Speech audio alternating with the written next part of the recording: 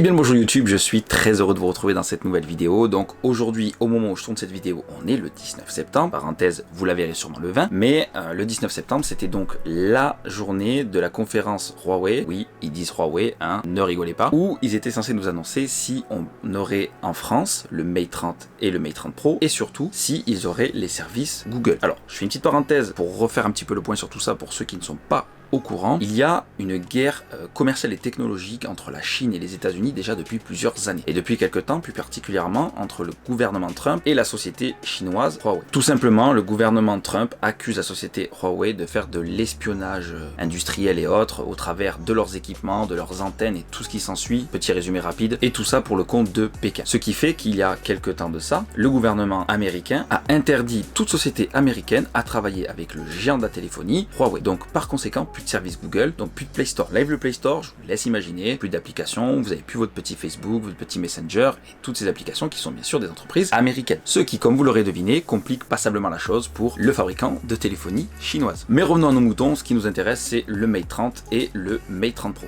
Donc je vais pas vous donner la réponse tout de suite si oui ou non on les aura en France et s'ils bénéficieront des services Google, tout simplement parce que sinon il y en a qui regardent pas la vidéo jusqu'au bout, hein. Et donc je vais faire un rapide point sur tout ce qui est spec des deux téléphones et les prix auxquels on pourra les trouver. Et je vous donnerai bien sûr la fameuse réponse à la fin. Donc, vous m'en voudrez pas, la conférence Huawei est finie depuis seulement quelques heures, avec tout le taf que j'avais à côté, pas eu le temps de retenir mes notes par cœur, et puis ça fait plus spontané de vous donner les infos en direct plutôt que de faire croire que j'ai tout appris. Alors, on va commencer par le Mate 30, donc le Mate 30 il aura droit à un écran de 6,62 pouces, ce sera une dalle LCD avec une définition de 2340 par 1080. Il aura un triple capteur photo qui sera donc rond sur cette version là, j'essaierai de vous glisser des photos, et non carré comme les précédentes versions, donc le Mate 20 et Mate 20 Pro. Il aura un 40 millions de pixels grand angle, un 16 millions de pixels ultra grand angle et un 8 millions de pixels avec un zoom 3 fois. Il aura donc droit à la reconnaissance 3D qui vous permettra de déverrouiller votre smartphone avec votre reconnaissance faciale. Et bien sûr d'un lecteur d'empreintes sous l'écran. Il sera équipé du Kirin 990, donc il sera compatible avec la 5G. À savoir que je ne pense pas que la 5G soit encore prévue chez nous. Je crois qu'on va avoir une amélioration de la 4G+, mais pas de suite de 5G. Donc pour nous, pas de grand intérêt. Il aura une batterie de 4200 mAh, ce qui je pense vous permettra de tenir toute la journée, même en utilisation intensive. Et il aura une certification IP53, donc qui ne vous permettra pas de le plonger dans l'eau, mais qui pourra lui permettre de résister à une petite pluie fine ou des petites éclaboussures. Donc le Mate 30 Pro, il aura droit à un écran de 6,53 pouces, qui sera un écran incurvé, mais un truc de malade. Je crois que c'est un angle incurvé de 83 degrés. Alors il montrait c'est encore plus que les nouveaux Samsung. Donc déjà que les Samsung sont très incurvés à mon goût, là ça va être encore plus incurvé. Ça sera un écran OLED, ça sera une définition de 2400 par 1176, largement suffisant. Lui, il aura 4 capteurs photo, donc alors là j'ai pas très bien compris, en plus c'est de l'anglais honnêtement, mais il aura 2 capteurs de 40 millions de pixels, donc j'ai pas compris s'il y avait un grand angle et un ultra grand angle ou si c'était des capteurs encore plus poussés, mais en tout cas il y en aura 2 de 40 millions de pixels. Il y aura le capteur 8 millions de pixels en zoom 3 fois et il aura aussi le capteur TOF. Vous savez, c'est le capteur qui a comme sur le P30 Pro et qui permet de calculer la profondeur de champ pour faire ce fameux effet bokeh qu'il y a sur les modes portrait maintenant sur tous les smartphones. Il aura bien sûr le droit aussi à la reconnaissance 3D faciale, au lecteur d'empreintes caché sous l'écran. Il aura bien évidemment aussi le Kirin 990 compatible 5G.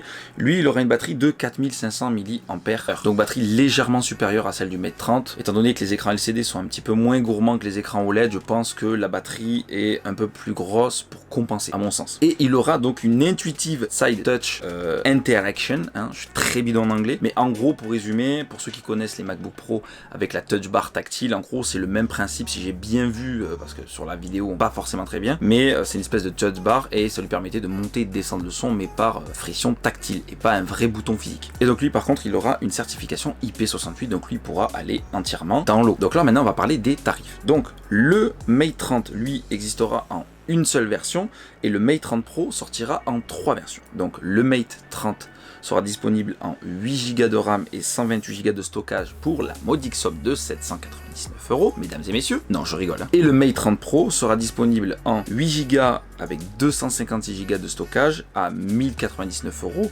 Il y aura exactement la même version, donc 8 Go de RAM et 256 Go de stockage, mais en version 5G. Et là, on rajoutera donc 100 € au prix, 1199. Et il y aura une version Porsche Design, donc avec 12 Go de RAM, 512 Go de stockage à 2095 €. Donc voilà, pour résumer rapidement les specs, j'ai pas envie de rentrer dans tous les détails, la conférence a été extrêmement longue. Pour être tout à fait honnête, j'ai trouvé ça même un peu trop long et ça a même été compliqué de suivre jusqu'au bout. Mais en gros, ce que j'ai noté après niveau design, donc hormis l'écran ultra incurvé qui va être présent sur le Mate 30 Pro, il y a des nouveaux coloris, j'essaierai de vous glisser une photo bien sûr, et le lot de capteurs au dos, au lieu d'être carré comme sur les précédentes versions des Mate 20 et Mate 20 Pro, sera lui rond sur les Mate 30 et Mate 30 Pro. Mais bon, tout ça c'est bien beau, vous ce qui vous intéresse c'est de savoir si on l'aura en France et s'il y aura les services Google dessus. Donc déjà ce que je pourrais vous dire c'est qu'il y aura EMUI 10 présent sur ce smartphone.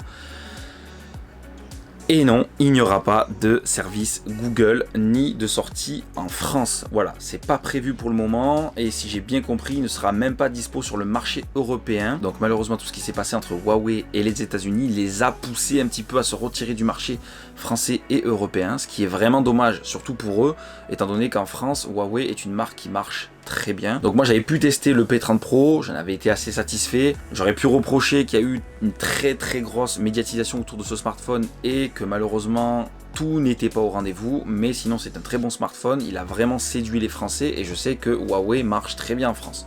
Donc là c'est un coup dur pour tous ceux qui sont fans de Huawei et qui attendaient peut-être la version Mate 30 et Mate 30 Pro. Mais voilà, malheureusement, on ne les aura pas chez nous. Donc je refais un point rapide pour tous les smartphones qui sont déjà sortis et qui ont déjà les services Google, donc avec Facebook, YouTube et tout ça. Ne vous en faites pas, ça ne va pas disparaître du jour au lendemain. J'ai vu des tonnes de trucs assez hallucinants sur internet, il y a des gens qui se font des films monumentaux, mais non. Comment résumer le truc rapide? Huawei a acheté une licence pour ces services-là. Une fois que la licence est acquise, on ne peut pas leur retirer. Donc Google et autres sont obligés de continuer à assurer les mises à jour de base, entre guillemets, les mises à jour de sécurité. Si j'ai bien compris, il y aura aussi les grosses mises à jour Android, mais il se peut qu'elles soient un petit peu retardées par rapport aux autres smartphones Android, histoire de mettre un peu plus les bâtons dans les roues à Huawei. Voilà les amis, c'est la fin de cette vidéo. J'ai essayé d'apporter un côté un petit peu différent, un peu plus dynamique, en espérant que ça vous ait plu. N'hésitez pas à le dire en commentaire si ça vous a plu ou si ça ne vous a pas plu. En tout cas, si ça vous a plu, lâchez un max de pouces bleus, partagez la vidéo, mettez des commentaires. N'hésitez pas à venir me rejoindre sur les médias sociaux. Je vous dis à très bientôt. Tchou!